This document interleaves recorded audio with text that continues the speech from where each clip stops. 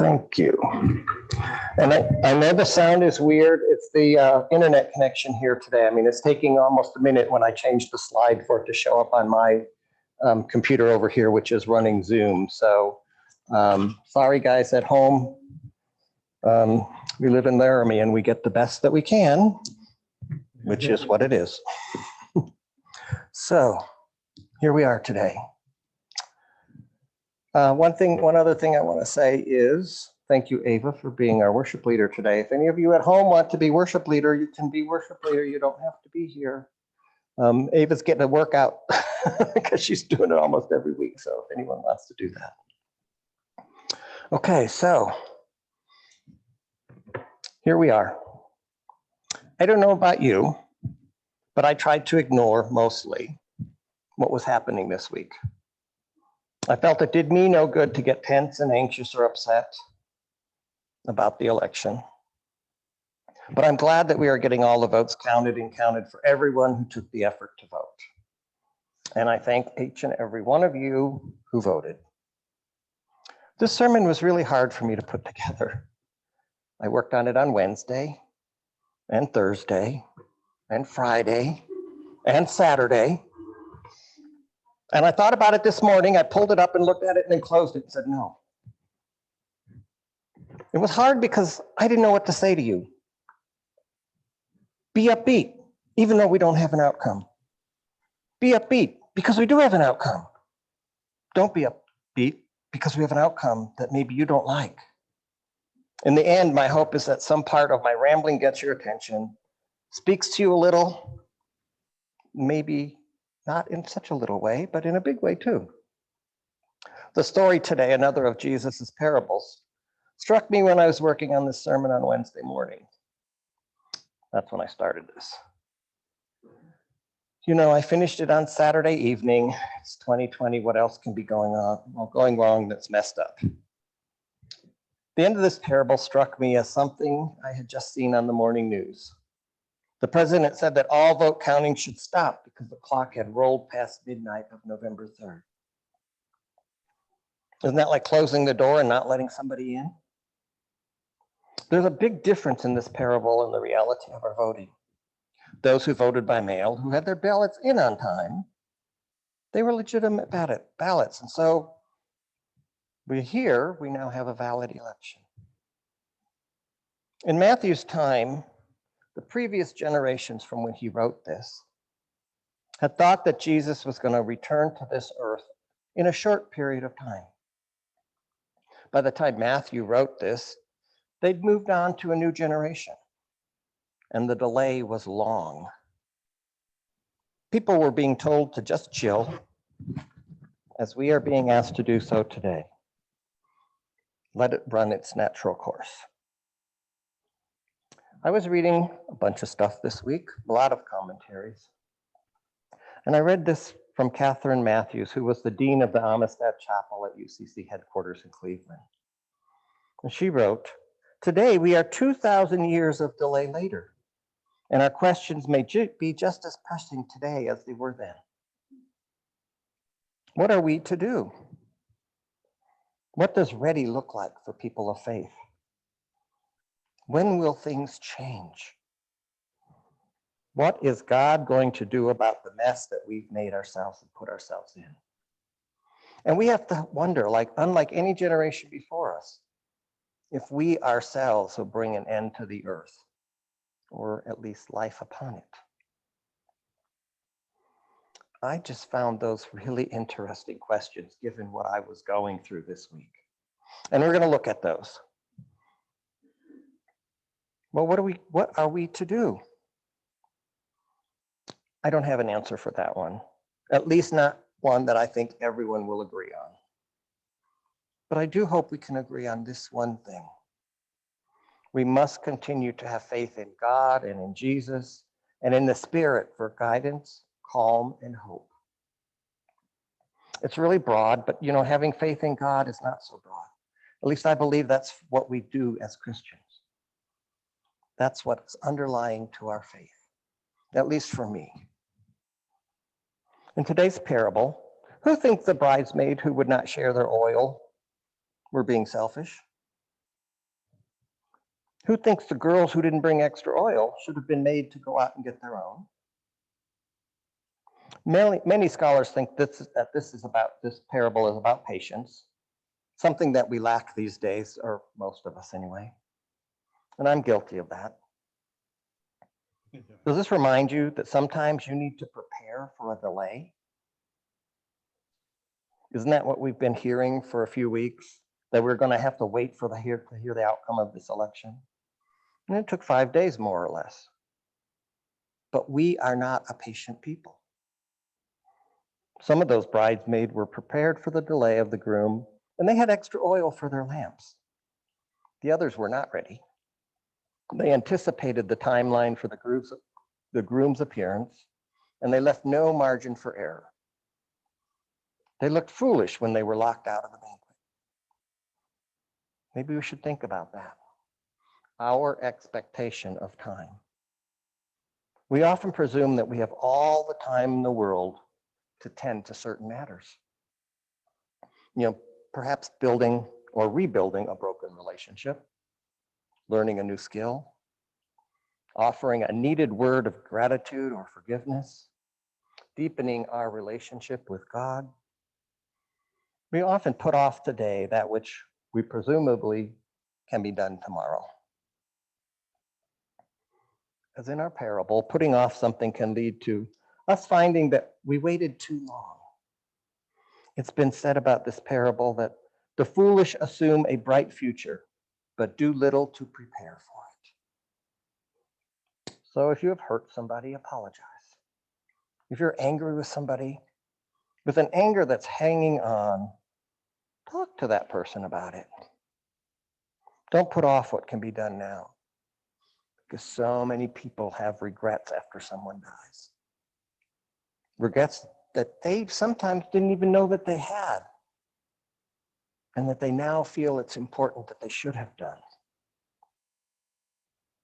So Catherine's next question was, what does ready look like for people of faith? We heard John Dorhauer earlier telling us to be calm. Well, what does ready look like for people of faith? Again, I don't have the right answer or the wrong answer. I just have what I believe, an individual answer. But it can also be a collective answer. For me personally, being ready, and here I guess I must say ready for the end of times, is for me personally, I have to be the person who has empathy for everyone, who's looking out for the least of these, as Jesus tells us time and time again that we are to do. This becomes a collective answer when we see the many people coming together around the world for a common cause. Like the Paris Climate Agreement, many of the world's nations have agreed to help stop the damage we are causing to the earth. Fortunately, the United States has withdrawn from that agreement, and that I don't think is what Jesus wants us to do or would approve of. Helping each other, doing what is for the common good, that is the way to be. Another example is the actions that have taken place around the world, fighting for, in some cases, racial justice and equality. Many countries are so far ahead of us in this, yet we saw support in countries around the world this summer. That's something I think the whole world should be proud of. When you mirror that with what's going on in France with the terrible Islamophobia that's happening there, perhaps it's time the US joined the French people in asking for togetherness to condemn what's been happening. Again, it's becoming an issue. It's becoming an us and them, an othering of a people, of a culture, and of a religion. When will things change, Catherine asks us. Well, you know the answer to this, don't you? Things will change when a dedicated group of folks stand up for change. When there are people who can come together around an issue. More importantly, I believe change will happen and change can happen when people sit down and talk through something. Not when they tear gas others, not when they bomb places, not when they refuse to acknowledge the others. Change happens when hearts and minds are open, when people listen and hear. We are asked, what is God going to do about the mess we are in? Well, your guess is as good as mine. I think what will happen is that we will have to do some soul searching. We have to pray about this, but more importantly, we have to let others, and that includes God, know how we feel. I often say, and I really mean this, that God hears our prayers. And I also say that prayers are not always answered in the way that we expect them to be, that the outcome is not always what we want, but they are answered. So if you don't pray, God don't know what you want. Maybe that's not totally true, but I think that your connection with God, with the divine, helps us get through the mess on to the other side. This week, I have been praying that we would have a change in our leadership. For about the last 4 years, I've been praying that our leader won't lead us to war, that the planet will begin to heal ourselves with our help, and that there is an end to the many of the isms that we like to label things with. Racism is one of the largest issues in our country. One of the largest isms in our country. And racism has finally been brought again to the forefront. That those who fought for civil rights in the 60s see this movement again. I think we got complacent. We passed the legislation. We said we were all equal. Well, some of today's bridesmaids were complacent too. They expected the groom to arrive on their schedule, and that didn't happen. So they were without enough oil for their lamps, and consequently, they got locked out of the banquet. We have to prepare with our oil and our lamps. This one is a tough one. Question that Catherine asked, that's when will our enemies get what they deserve? That's a really big question. But let me ask, who's our enemy? We got to start there. Based upon the last year, we know who our enemy is. An enemy of the world right now is COVID. But I would venture to guess that Catherine was thinking maybe about people enemies. When will they get what they deserve? Well, some could say that Republican senators are the enemy. They seem to block everything that would advance healthcare, help people on the margins, move the country forward. But others might say that it's the Democrats in the House who can't seem to let go of their tight-held feelings and beliefs. Again, it's one of those them and us, they are the others. They can't talk across the aisle. That's part of the problem. Many will say that the enemy is the others, those we have always put on the margins. It's anyone that doesn't agree with us, anyone who worships a different God than us, who looks different than we do, who loves someone like themselves, but they need to be honest with themselves and live as they feel is right for them. When will they get what they deserve? Well, for some, you might say they are getting what they deserve.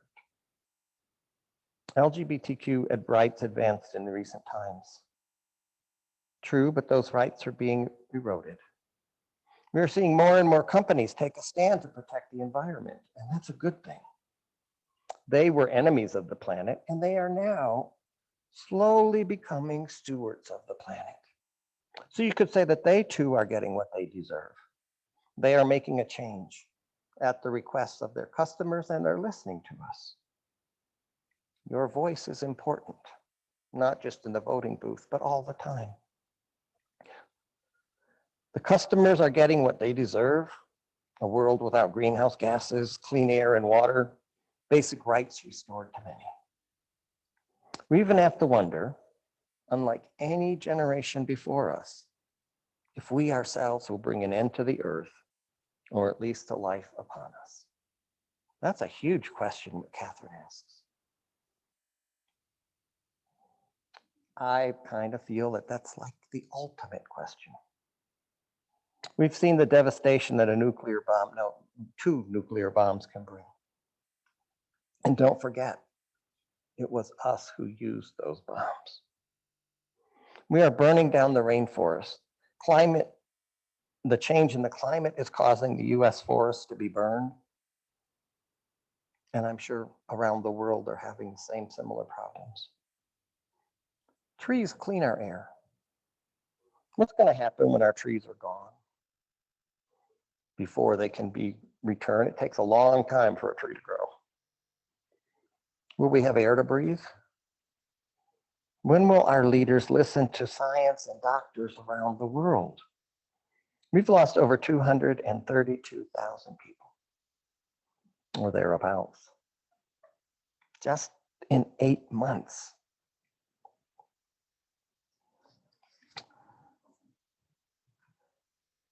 We have a leader now who says, it's going away, don't worry.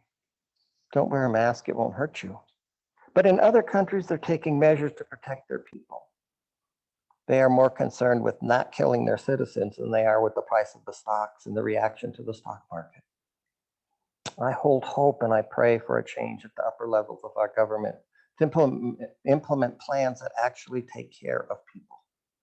I spoke with a friend last night and I said, come over. We'll sit outside, even though it's cold out. And she's like, I'm not leaving the house. There's too much going on with COVID in Laramie. So we got to wear a mask, people. So right now, I wish I was in a better place personally. I wish I could be your pastor that says just the right thing to every one of you today. To ease your anxieties, to bolster your resolve, to help you see through to the future that you want. But I'm not sure that I can. I'm an old gay white guy. I can get away with a lot because I'm an old white guy. But I've also been aware of rights that I've had to fight for, that I am very appreciative of, and that will hurt deeply if they are taken away.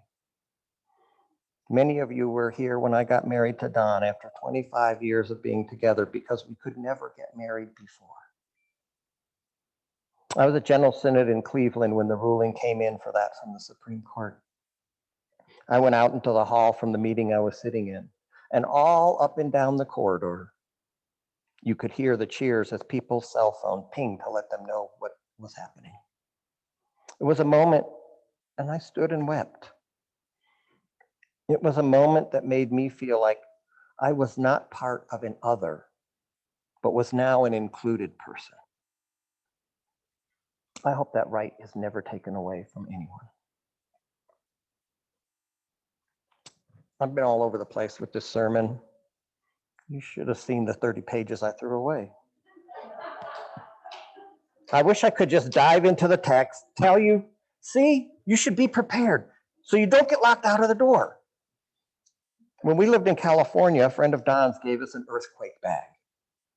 Inside were candles, freeze-dried food, first aid kits, lights, flashlights, water purifier, a bunch of other stuff, matches. He wanted us to be prepared if, when there was another earthquake, because there had been a big one in San Francisco a few years prior. Some of the bridesmaids are like our friend, prepared for the future. Others are like me, not so prepared. I've dragged that duffel bag around for about 20 years. It sits under our bathroom sink, ready to be thrown into the car, because while we don't live in an earthquake zone, although we're starting to get them in the Midwest, we did live in Texas, and in Texas, there are always those hurricane warnings and evacuations. And here, you never know about a forest fire or maybe a blizzard. Though I don't think I'd be out of the house if a blizzard was happening. But still, I'm prepared. Now, let me ask you a question. Were the bridesmaid who didn't share their oil right to do so? Are there times when we have to look out for others? And then there's times when we must protect what is ours? Again, it's 2020, and it's election week. And as I heard on a clergy call on Friday afternoon, as we were all contemplating what we were going to do on Sunday morning, somebody said, you know, the lectionary has just spoken with a reading that kind of is fitting for our times. Maybe you don't see the parallels in life with this reading, but I kind of do. I'm going to quit babbling.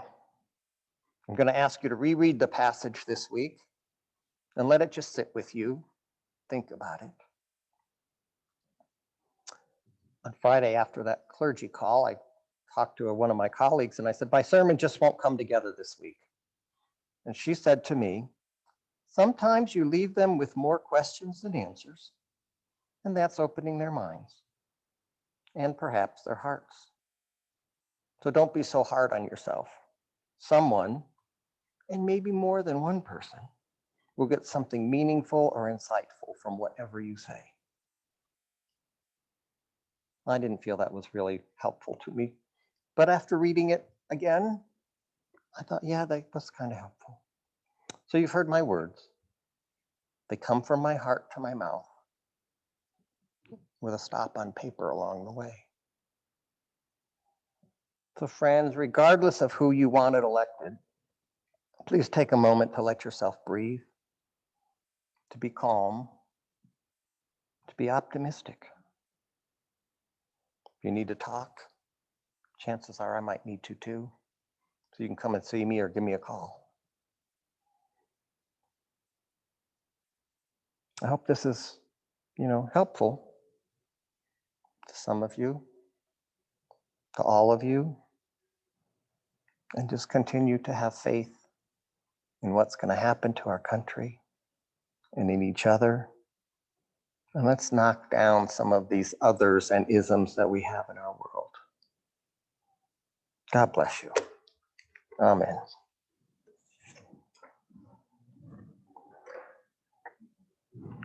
This may not work now. There it is. Hymn of Response is in More Voices, number 179. Sisters, let us walk together.